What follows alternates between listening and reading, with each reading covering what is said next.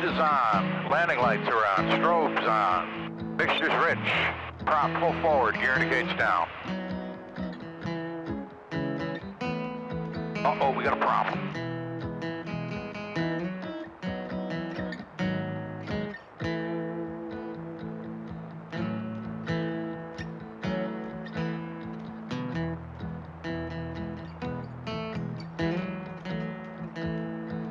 Come on, baby, what's going on?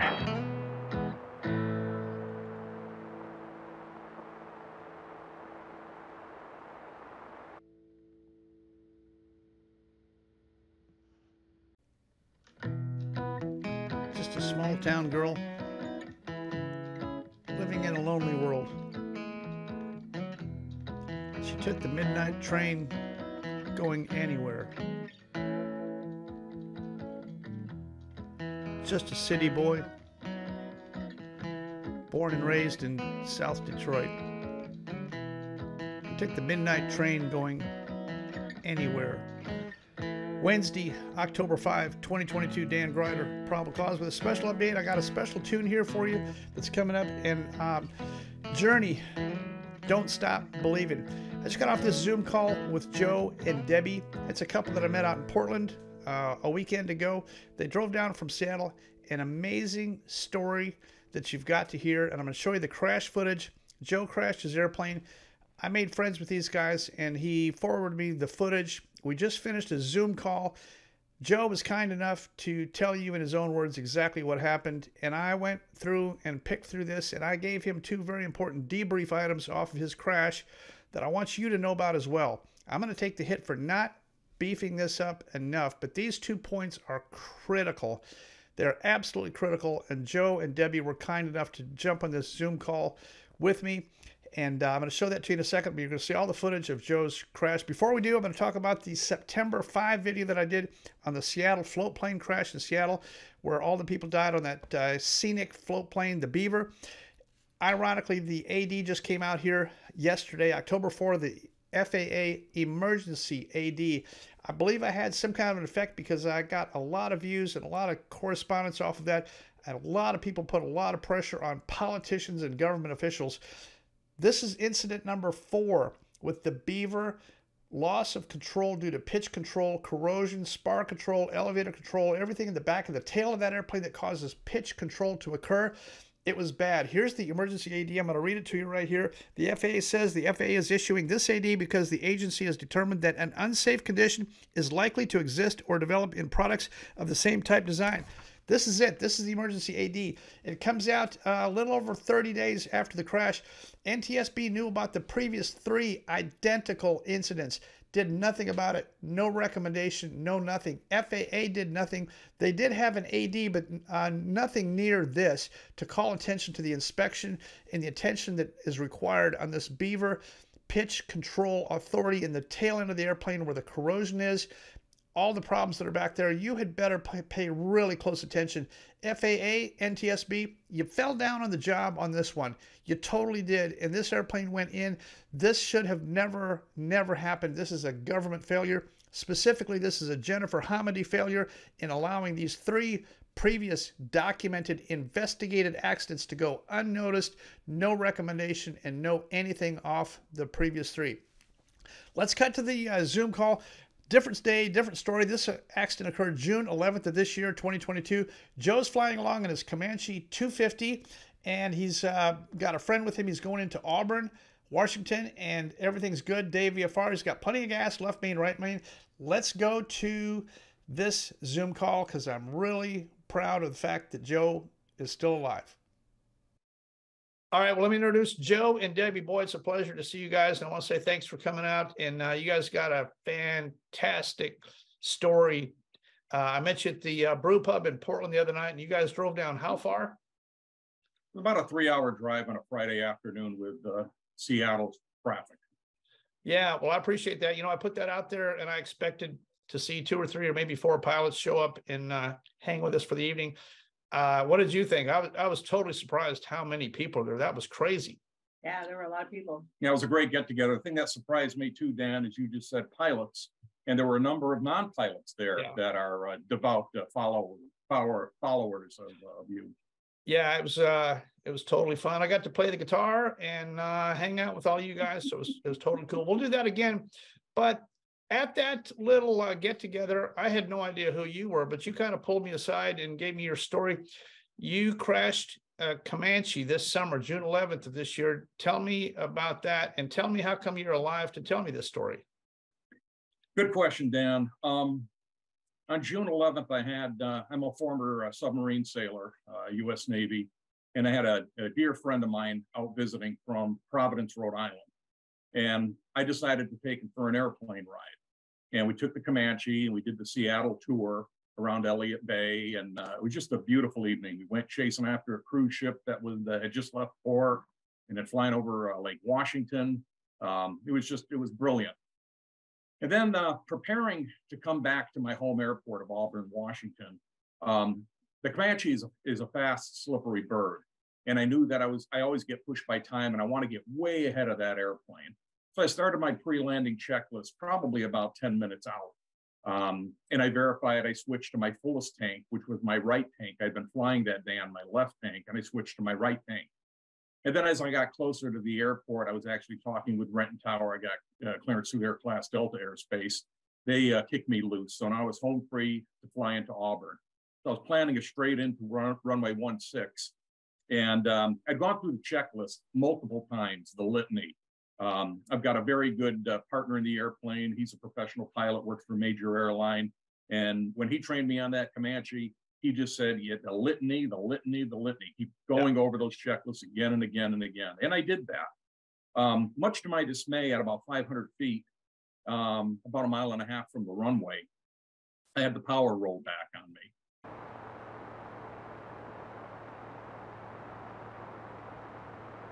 Final check, boost is on. Landing lights are on. Strobes on. Mixture's rich. Prop full forward. Gear indicates down.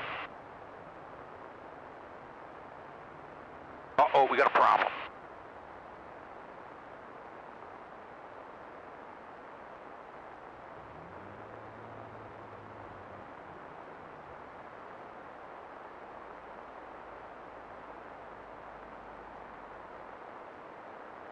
Come on, baby, what's going on?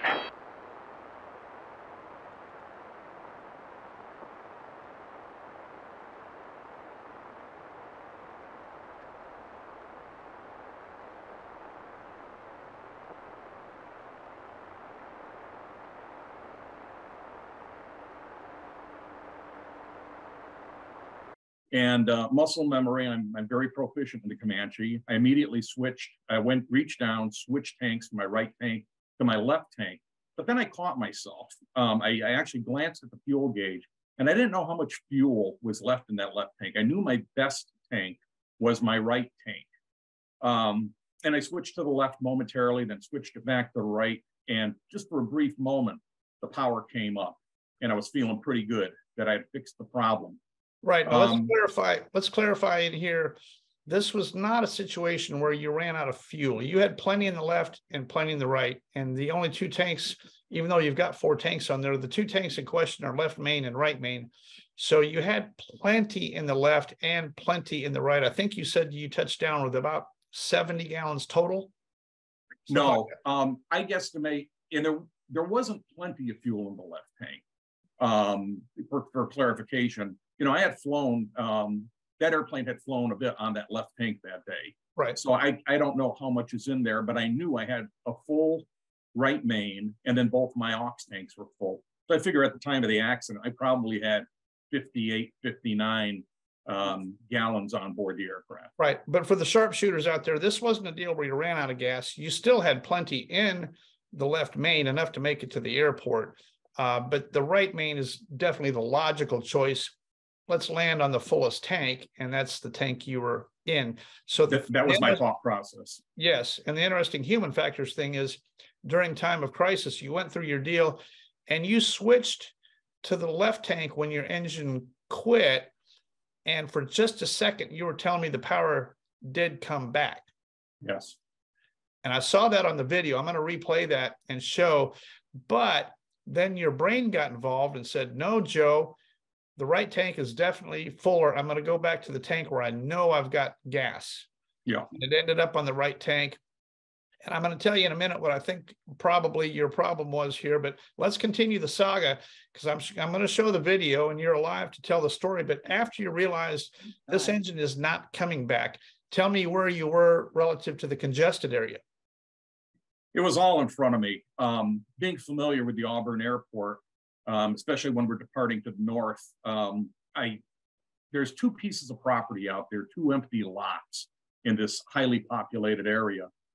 And after that power came back up for the brief moment and then rolled back on me, Right. I had done all the troubleshooting. I'm at less than 500 feet at this point. Right. I had to send up the surrender flag, and I knew I was going off airport. So I immediately started a left-hand turn and then targeted DMMS. And I knew I had an accident 20 plus years ago that I had a lot more time because I was at altitude. Now at 500 feet, targeting that DMMS, I knew I wasn't going to stall the airplane and spin the airplane.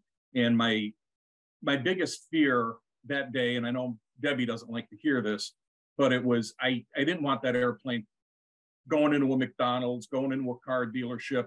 I didn't want the Comanche falling on top of a minivan full of a family going out for an ice cream cone on a Saturday. So I knew I could keep flying the airplane to the site of the crash, and I knew it was going to be a crash. I knew at that point, the aircraft was going to end up belonging to the insurance company. And then once I did that also, by pulling the prop, I couldn't believe what a boost of energy that gave me. This is something in single engine that you can only listen to guys like you about, and they talk about it, the big spinning disc in front of you. And then, once I pulled that prop, that extended my glide, and I was able to make it into one of those lots that I had familiarized myself with in the past. Yeah, your propeller did not totally feather, but you did get a little bit of drag reduction. And then you put this thing into this little field there, and you barely cleared a power line, but you made it on the ground. And then I guess my most important question is what your conscientious thought was concerning not stalling this airplane during the time of crisis. And did I, via YouTube, did I influence you any at all to not stall your airplane? Dan, absolutely. I mean, again, flying since 1985, I'm a 1,000-hour private pilot. I know I have good tactile skills, but this DMMS, I didn't even know what that was about. It's kind of I have a good friend of mine that works for the airlines, and he's a CFII.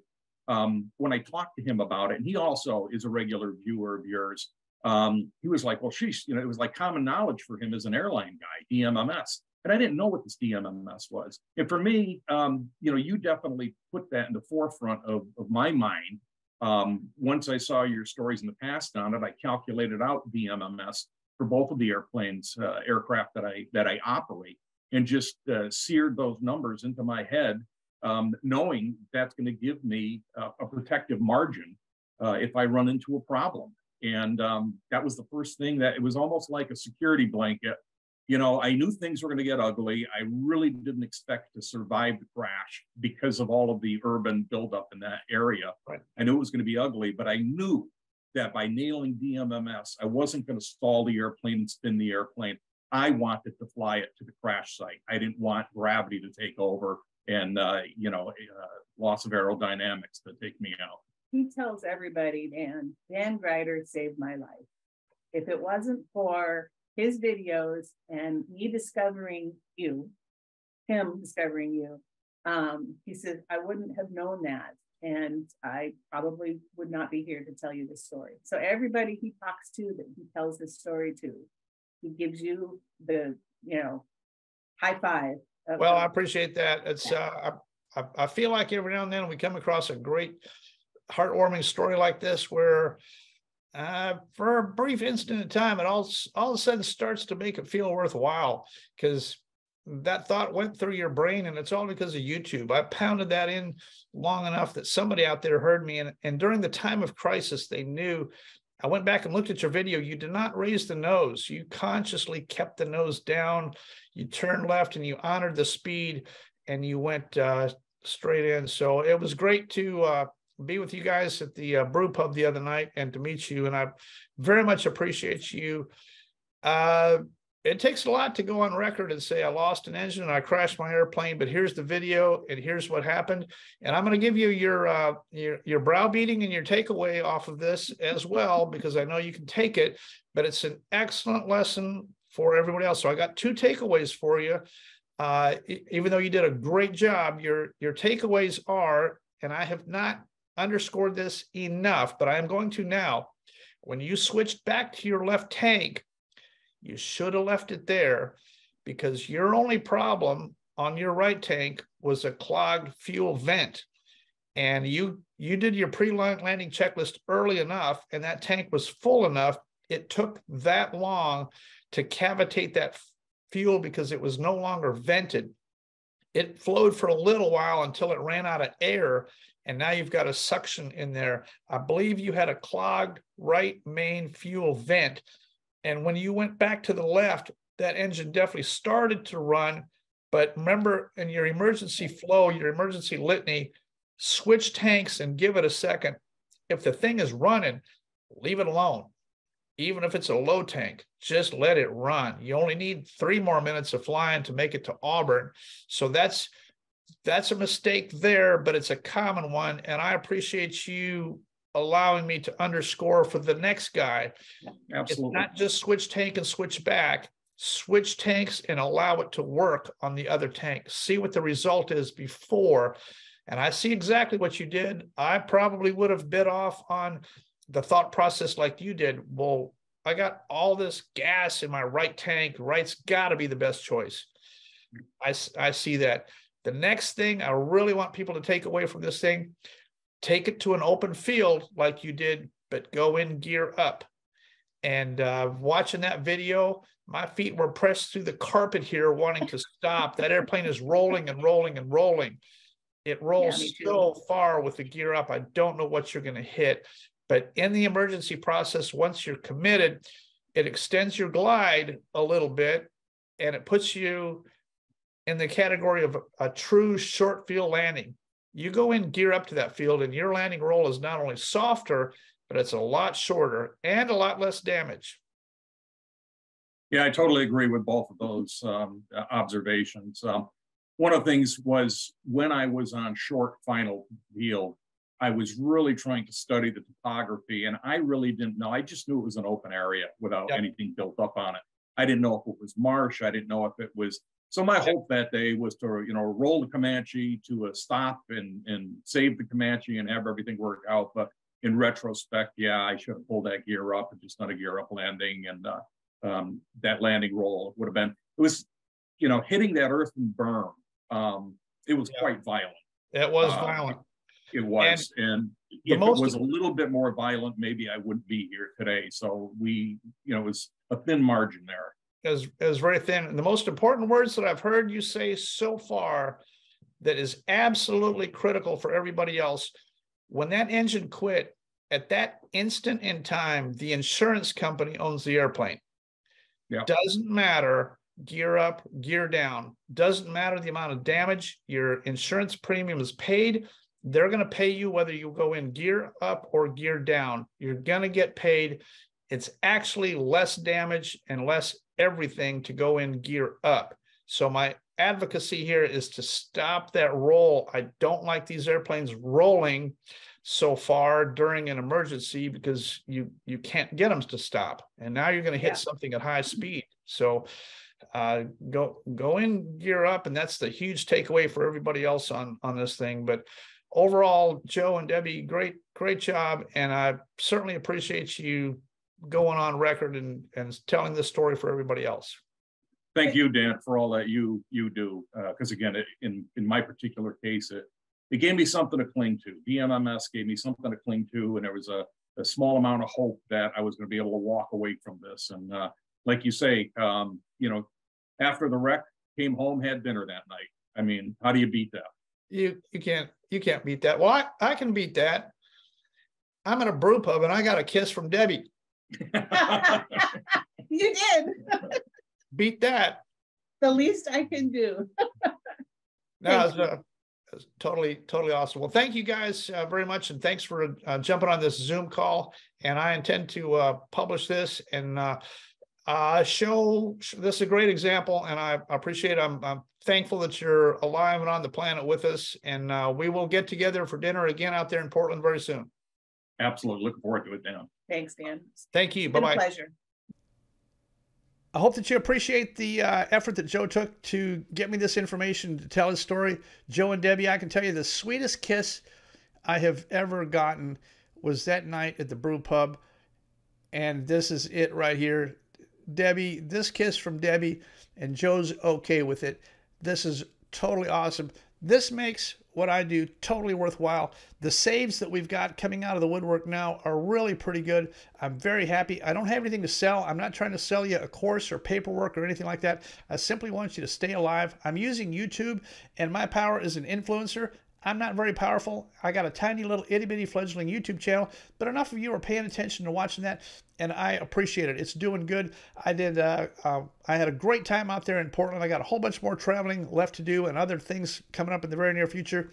If you can support the channel, even $1 or $2, here's my Airborne Animal Rescue. You can either support the Airborne Animal Rescue effort or my efforts as a YouTuber to travel, buy my hotels and cheeseburgers, and be on the road and get these kind of stories and get them out there for you. I think they are important. They're recent, and there's very good information here, and I don't think we're getting that information out. I think we could do a lot better if we got that information out faster, and I am fired up about getting it done. I appreciate your support. Airborne Animal Rescue.